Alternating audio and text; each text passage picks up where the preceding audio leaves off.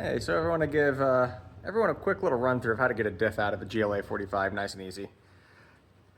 You've got your 3 bolts here, one on the sway bar, 2 on the trailing arm, one on the lower arm, one on the upper arm. Pop those off. This whole thing becomes floppy, and you can just carefully pry out the axle from that axle stub. Here, you can just simply unsnap that one.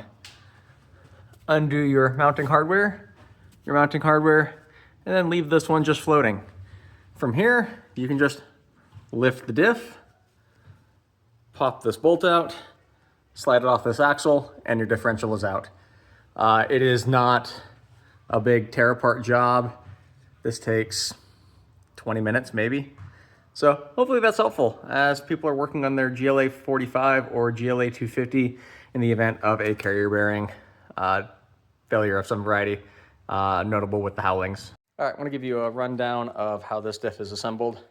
Getting it out, obviously, as you saw, was pretty easy.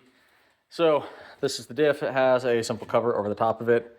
That cover pops right off, and this carrier lifts directly out. Getting it apart, super easy. Handful of screws. Getting the clutch assembly out, again, simple, super easy, couple of screws. When we talk the carrier bearings, these are the common failure point. You need to be aware when you buy new ones that they must be this specific part number. I did call a bearing manufacturer, and there's apparently a chamfered edge on these, and that is very specific to this bearing.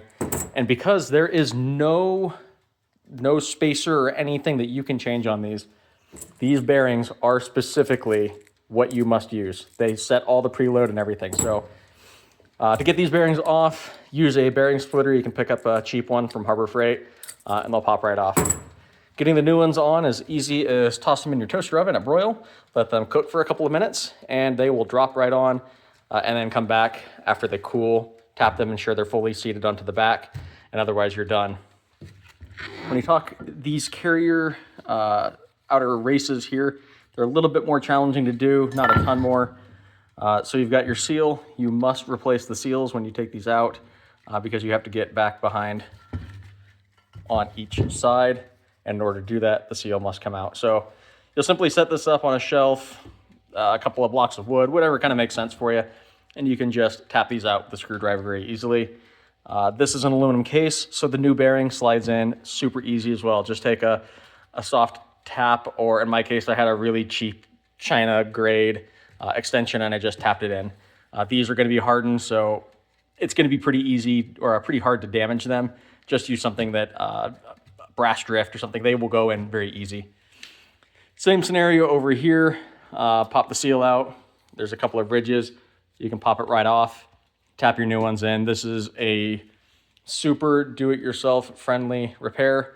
I will go ahead and say the pinion bearing is not so DIY friendly. As you can see, how do you press?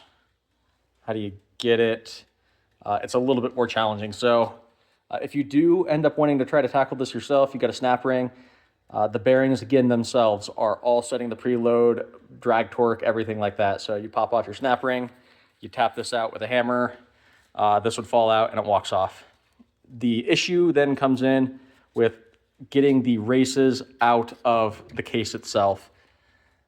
It is a treat. When we originally did this, my buddy simply used a welder and actually put pools of weld onto the inner races, which eventually caused it to shrink and shrink and shrink as the heat pulled it more and more in. There are probably other methodologies. I'd recommend probably taking it to a machine shop unless you were very creative and had a number of things at your house to put it back together. Putting it back in is much the same story. You tap on your new bearing on this end. This one is going to be a little bit of a challenge because you have to support right here while tapping the bearing in over here to get it to slide over the shaft. So you've got 2 trapezoidal bearings each way, as much as I can do with my hand. It's not super ideal, but it is doable if you've at least been around a differential or some bearings before. So reassembly, super easy. We're gonna heat these bearings on, gonna drop them on, let them cool, tap them down, make sure that they are fully seated after they've shrunk back down from the cooling. This will simply drop right in.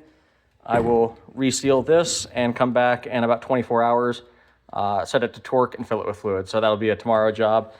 I don't want to pull this out again and end up with a repair for a leak that I should have just used the time. So most gray RTV, which is what you're going to use here, is a 24-hour cure time before you add fluid. So that should hopefully give you a nice rundown of exactly how this diff goes together.